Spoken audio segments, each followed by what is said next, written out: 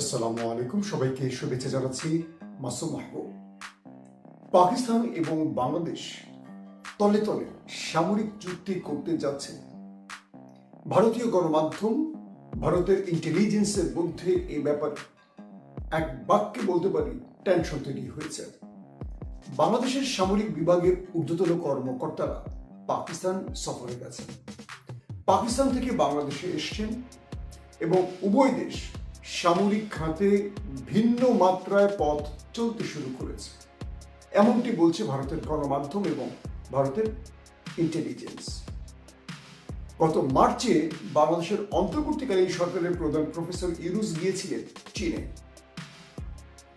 এরপর তিনি চীনের সাথে যে 20টি যুদ্ধ বিমান J-10C চুক্তির বিষয়ে আলোচনা করেছিলেন, সেখানে চীন বাংলাদেশকে গ্রিন সিগন্যাল দিয়েছে।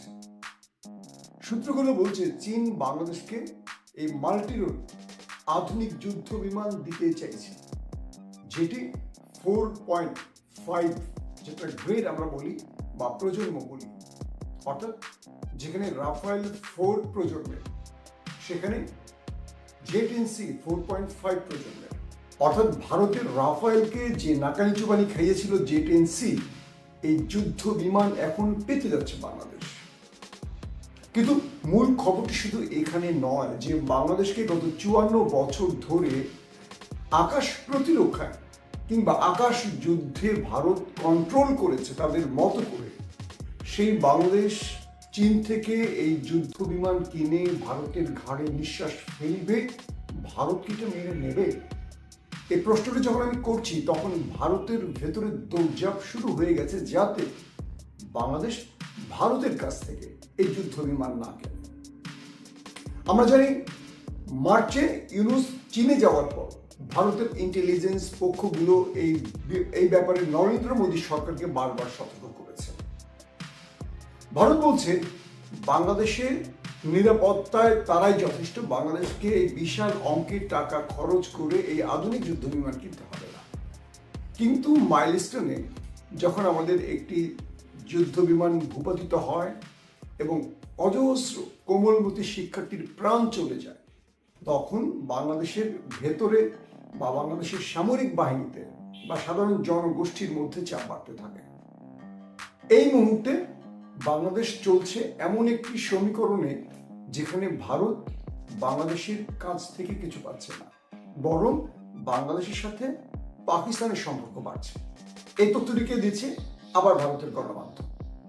ভারতের বিশেষজ্ঞ, মানে যারা সামরিক বিশেষজ্ঞ রয়েছেন, তারা বলছেন যে হাসিনা ওয়াজেদের সরকার যে পথে চলছিল, বাংলাদেশ তার উল্টো পথে চলছে। অর্থাৎ প্রফেসর ইউনূস চাইছেন চীন এবং পাকিস্তানের সাথে বাংলাদেশের সম্পর্ক বৃদ্ধি করতে, আর সেই হিসেবে চীন থেকে 20টি J-10C কেনার বিষয়ে সম্মত হয়েছে বাংলাদেশ, যার ব্যয় প্রায় 27,060 কোটি টাকা। বুঝতে পেরেছেন? বাংলা টাকা যেটা বলছি যে 27,060 কোটি টাকা এই 20টি বিমান, এবং একটি বিমানের দাম পড়বে $6 কোটি। প্রায় $2.5 বিলিয়ন খরচ করছে বাংলাদেশ এই বিমানগুলো কেনার জন্য। কেন বাংলাদেশ এই বিমান কিনছে? যখন ভারত পাকিস্তানের কাছে এই বিমানে নাকানি চুপানি খেয়েছে, এর নেপথ্যে পাকিস্তানের কোনো পরামর্শ ছিল বাংলাদেশ সেনাবাহিনী বা সরকারের জন্য? এগুলো নিয়ে ঘাটাঘাটি করছে এখন ভারত। সর্বশেষ ভারতের পক্ষ থেকে যে বক্তব্যগুলো এসছে বা রিপোর্টগুলো এসছে, সেখানে বলা হচ্ছে বাংলাদেশ এখন চীন পাকিস্তানের গতিতে এগুচ্ছে বা তাদের পথ ধরে এগুচ্ছে। এটা দিল্লির জন্য নতুন টেনশনের কারণ। আর তাই দিল্লি এখন চাইছে অন্তর্বর্তীকালীন সরকার কিংবা পরবর্তী যারা আসবেন তাদের সঙ্গে একটা সম্পর্ক সৃষ্টি করতে। ইতিমধ্যে বাংলাদেশের একটি বৃহৎ দলের সঙ্গে ভারতের যোগাযোগ চলছে এবং তারা বাংলাদেশকে এমন কিছু শর্ত দিচ্ছে যে শর্তগুলো তারা পূর্বে হাসিনাকে দিয়েছিল। অর্থাৎ ভারত কোনোভাবে চাইছে না বাংলাদেশ পাকিস্তান এবং চীনের সাথে সম্পর্ক বৃদ্ধি করুক ভারতকে টপকে দিয়ে। সেই দেশটি, আমাদের প্রতিবেশী বড় দেশটি, আমাদের দেশের বড় দলটিকে বলছে তোমাদেরকে আমরা ক্ষমতায় বসাবো, সব রকম সমর্থন দেব, কিন্তু আমাদেরকে এই শর্তগুলিতে তোমাদের রাজি হতে হবে। তার মধ্যে সামরিক খাতে ভারতের পরামর্শের বাইরে যেন বাংলাদেশ পা না ফেলে, এই শর্তটি থাকবে বা এই শর্তটি আছে। দ্বিতীয়ত, পাকিস্তানকে কোনোভাবেই বাংলাদেশ যেন আর গ্রহণ না করে, অর্থাৎ পাকিস্তানের সাথে বাংলাদেশের যে সম্পর্কটা এখন সৃষ্টি হচ্ছে এটাকে কেটে দিতে হবে। আর চীনের সাথে যে সম্পর্কটা হবে সেটা বাণিজ্যিক অর্থে ভারতের অনুমোদন নিয়ে করতে হবে, অর্থাৎ কোনো সামরিক চুক্তি যেন বাংলাদেশ চীনের সাথে না করে। এখন প্রশ্ন হলো, সেই বড় দলটি কি ভারতের দাবি মেনে নিয়েছে? এটি এখন নিশ্চিত নয়, সেটা হয়তোবা আগামী দিনের কর্মকাণ্ডের উপর বলা যাবে। পাকিস্তানের বেশ কজন নিউজ রিপোর্টার তার ব্যক্তিগত ব্লগে বলেছেন যে বাংলাদেশের সামরিক বিভাগের সাথে পাকিস্তানের সামরিক বিভাগের বেশ যোগাযোগ চলছে, একে অপরের দেশে আসা যাওয়া চলছে সামরিক খাতে দুই দেশের অবস্থানকে দৃঢ় করার জন্য, বা সামরিক খাতে এই দুই দেশ একটা বন্ধুত্বপূর্ণ সম্পর্ক তৈরি করতে চায়। একদম খোলামেলা যদি বলি, পাকিস্তানের কাছে যা আপডেট আছে পাকিস্তান বাংলাদেশকে আপডেট করতে চাইছে সামরিক খাতে। কারণ আমরা যত লম্বা লম্বা কথা বলি, ভারতকে টেক্কা দেবার মতো বা ভারতকে চ্যালেঞ্জ জানানোর মতো একটি দেশ আছে, প্রতিবেশী পাকিস্তান।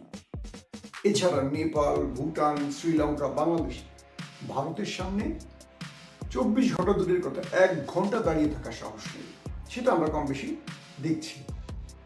তো পাকিস্তান চাইছে বাংলাদেশকে সামরিক খাতে একটা শক্তিশালী অবস্থানে আনতে, যাতে বাংলাদেশকে চোখ রাঙানি দিলে বাংলাদেশ পাল্টা চোখ রাঙানি দিতে পারে পাকিস্তানের মতো।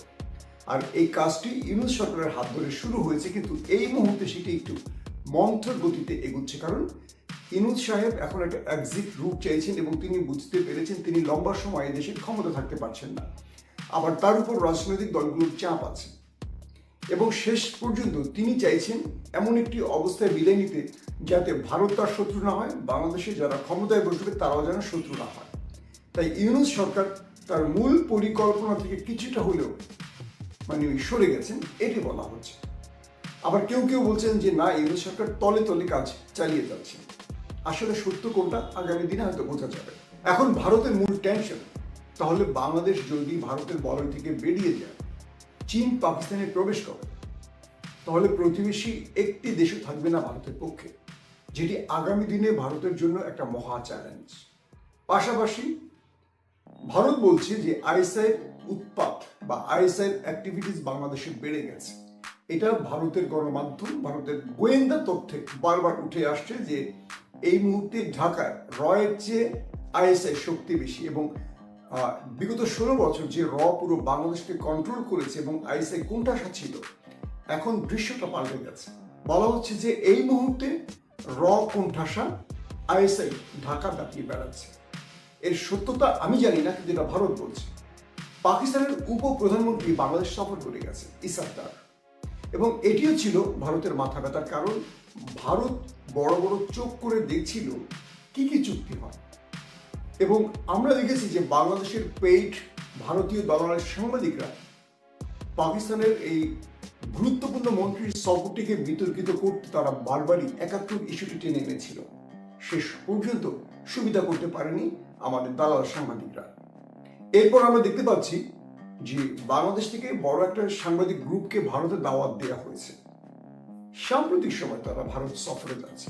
হঠাৎ করে ভারত সফরে বাংলাদেশের সাংবাদিকরা যাচ্ছেন কেন, এটা নিয়ে প্রশ্ন উঠেছে বাংলাদেশের পররাষ্ট্র উপদেষ্টা তৌহিদকে নিয়ে। কারণ এর পুরো মেকানিজমটি করেছেন নেপথ্যে বসে তৌহিদ সাহেব। একদিকে প্রফেসর ইউনূস চীন পাকিস্তানের বলয়ে প্রবেশ করছেন, আবার তার উপদেষ্টাদের দেখছি ভারতকে ম্যানেজ করার একটা প্রক্রিয়া। সবকিছু মিলে ভারত বাংলাদেশকে সামরিক খাতে উঠতে দেবে কি দেবে না, তার অনেক কিছু হয়তো আমরা আগামী দিনগুলোতে বুঝতে পারবো। তবে এই বিশাল অঙ্কের চুক্তিটি চীনের সাথে জেটিন সে কেনার ব্যাপারে, অর্থাৎ যুদ্ধ বিমানটি কেনার ব্যাপারে, এটি বাংলাদেশের আকাশকে আরো শক্তিশালী করবে, শত্রুর আক্রমণ থেকে রক্ষায় আরো বেশি সচেতন করবে। পাশাপাশি চীন এই যুদ্ধ বিমান শুধু বিক্রি করবে না, এটার মেইনটেনেন্স, এটার রক্ষণাবেক্ষণ শুধু নয়, এটার সঙ্গে সামগ্রিক ইলেকট্রনিক্স, ওয়্যারফেয়ার সহ যা যা কিছু লাগে সব চীন দেবে, এবং এই টাকা বাংলাদেশ 10 বছর ধরে শোধ করবে। একদিনই টাকা দিতে হবে না, ধীরে ধীরে এই কিস্তি পরিশোধ করতে পারবে বাংলাদেশ। অর্থাৎ বাংলাদেশকে চীন যেভাবে সহযোগিতা করতে চাইছে, চীন যদি আমাদের অস্ত্র বাজারে প্রবেশ করে বা সামরিক খাতে প্রবেশ করে, সেক্ষেত্রে ভারত আউট হবে। এতদিন ভারত যে কন্ট্রোলটি করেছে সেই কন্ট্রোলটি চলে যাবে চীন এবং পাকিস্তানের হাতে, এটিও মোটামুটি কনফার্ম। প্রশ্ন হলো আগামী নির্বাচনের আগে ভারতকে যদি আমাদের দেশের রাজনৈতিক দলগুলো মাথাটা বিক্রি করে ক্ষমতার মসনদ চেয়ে বসে, সেক্ষেত্রে এই চুক্তিগুলো সব ধ্বংস হয়ে যেতে পারে। কারণ এই যুদ্ধ বিমানগুলো আমরা পেতে পেতে 2027 সাল লেগে যাবে। কিন্তু বাংলাদেশ 2026-এ নতুন সরকার পাবে। এখন সেই সরকার কি ভারতকে খেপিয়ে এই অস্ত্র আনবে?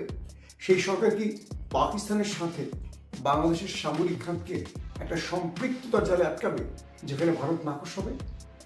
কারণ বাংলাদেশ তাই চায় যা ভারত চায়, কিন্তু বাংলাদেশের জনগণ তাই চায় যা পাকিস্তান চায়। এখন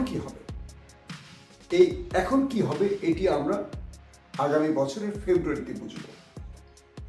আমরা দেখতে চাই বাংলাদেশ সামরিক খাতে এগিয়ে যাবে পাকিস্তানের মতো, নাকি ঠিক 54 বছর ধরে যে ধ্বজভঙ্গ সিস্টেমে ভারতকে খুশি করার পরিকল্পনা এগোচ্ছিল সেভাবেই বাংলাদেশ আবারও পড়ে থাকবে, যেটা মায়ানমার বাংলাদেশকে বৃদ্ধাঙ্গুলি দেখাতে বা রক্তচক্ষু দেখাতে ভয় পায় না, সেই অবস্থা থাকবে বাংলাদেশ। সবকিছু হয়তো আমরা অল্প সময়ের ব্যবধানে বুঝতে পারবো। তবে আমাদের জনগণকে একটি বিষয় বুঝতে হবে, মানতে হবে, সেটি হলো বাংলাদেশের জন্য পাকিস্তান থ্রেট নয়। বাংলাদেশের জন্য কারা থ্রেট? অবশ্যই কমেন্ট করবেন। আল্লাহ হাফেজ।